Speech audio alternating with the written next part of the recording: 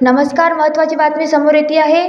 दुर्गा विहार चौक Sainagar road परिसरातील petrol पंपाजवळ नागरिकांच्या जीवितास गंभीर धोका निर्माण झाल्याची तक्रार समोर आली आहे।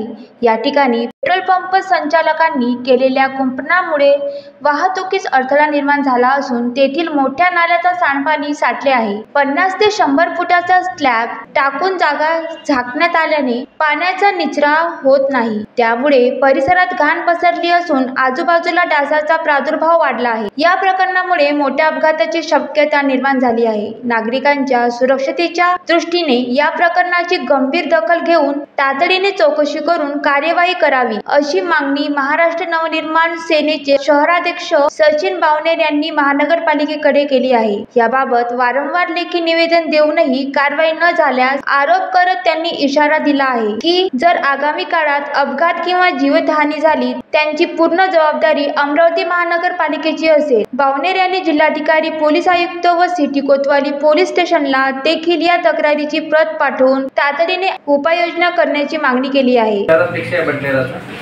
2023 पासून पेट्रोल पंपवाल्यांनी नाल्यावर अतिक्रमण केलेलं आहे। त्याच्याकडे कुठलीही प्रकारची एनओसी नसल्यावरही ना फायर ब्रिगेड आहे, ना बांधकाम विभागाची परमिशन आहे, अशा कुठल्याही प्रकारचे परमिशन त्याच्याकडे आहे नाही। परमिशन ऑलरेडी माझ्याकडे मी माहिती अधिकारमध्ये मागितलेले आहे।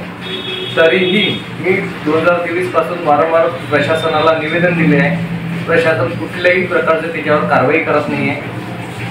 आणि मी आता माननीय आयुक्त मॅडमला निवेदन दिलं की 19 तारखेपर्यंत पंपावर कारवाई झाली नाही तर मी आमरण उपोषणाला बसणार आहे महानगरपालिकेसमोर।